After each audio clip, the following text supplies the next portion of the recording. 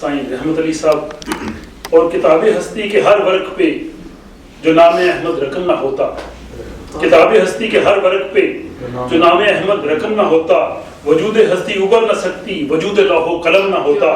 زمین نہ ہوتی فلک نہ ہوتا، عرب نہ ہوتا عجم نہ ہوتا،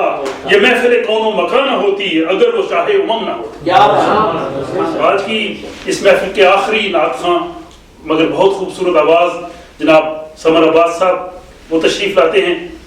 اور بارگاہ رسالت میں ہدیہ نعت پیش کرتے ہیں۔ کل 25 جنوری کو پاکستان میں عید میلاد النبی صلی اللہ علیہ وآلہ وسلم منائی جا رہی ہے۔ اس میں اتفاق دیکھیے